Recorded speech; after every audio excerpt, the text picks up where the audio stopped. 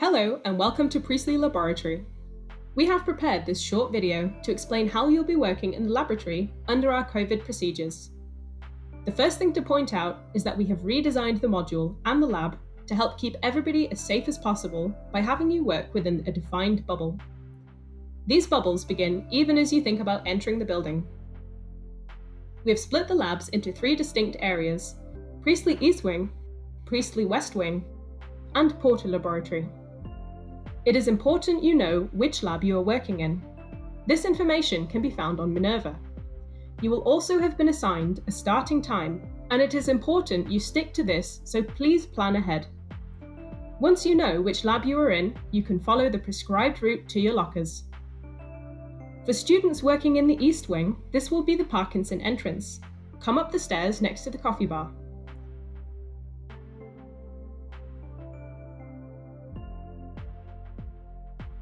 For students in the West Wing, this will be entrance B.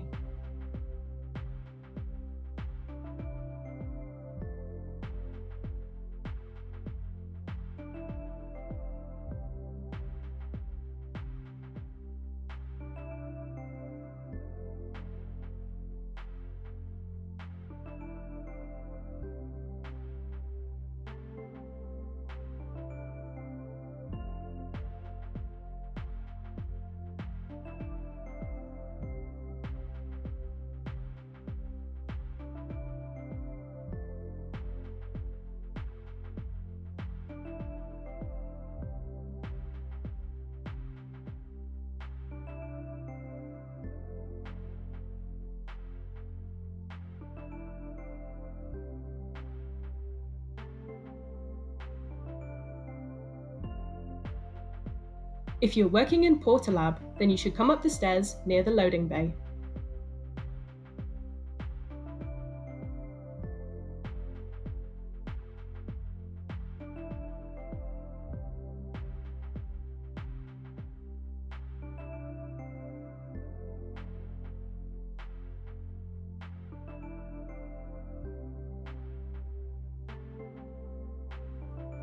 On arrival in the corridor outside your designated lab, use the hand sanitizer provided and help yourself to a locker.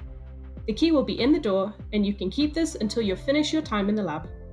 Your locker should be next to the lab you are working in. Put on your visor and enter the lab.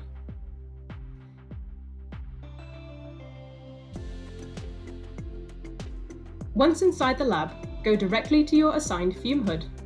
Only one student is allocated to each fume hood. You will notice that there is blue tape on the floors and fume hoods. This is to define the area in which you will do the majority of your work and where most of your equipment is located.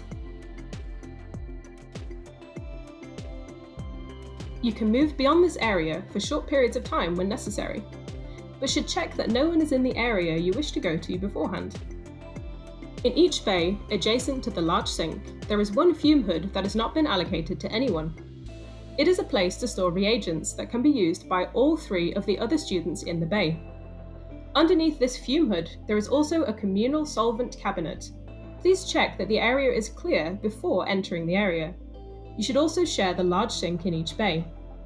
Accessing these areas for those on the opposite side of the bay is by passing the whiteboard as shown. Some of the equipment you will use is communal, and therefore you need to take extra precautions. Wipe down the equipment before use. Do not spray disinfectant directly onto the equipment. Use tissue roll as shown in this video. Then change your gloves before using it yourself.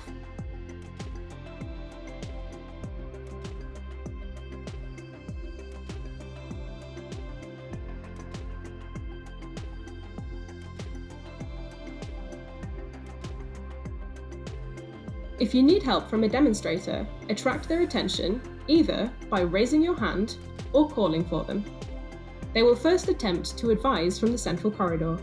This may solve the problem. If further help is needed, they will ask any student standing between you to move out of the way so that they can assist from a closer distance.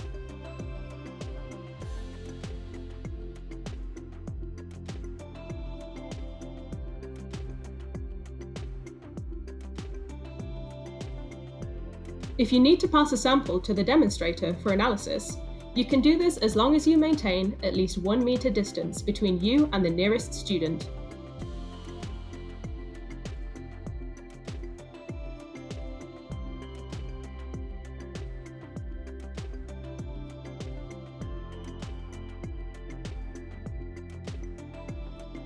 At the end of the day, you will need to clean your work area with disinfectant. Wipe down the bench and any handles you may have touched during the day. It is also good practice to wipe down any communal area and equipment you may have used.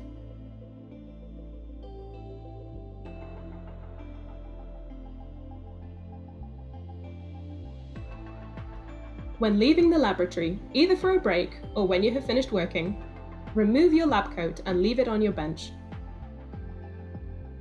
Remove your gloves and place them in the yellow bin. Wash your hands for 20 seconds at the sink by the exit doors.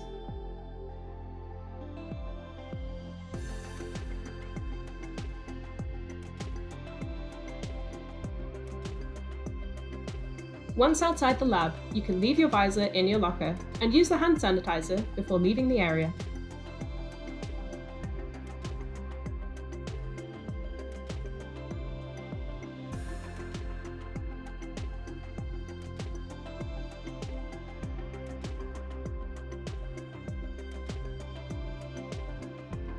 When leaving the laboratory, either for a break or when you have finished working, remove your lab coat and leave it on your bench.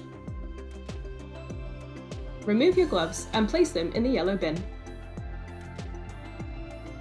Wash your hands for 20 seconds at the sink by the exit doors.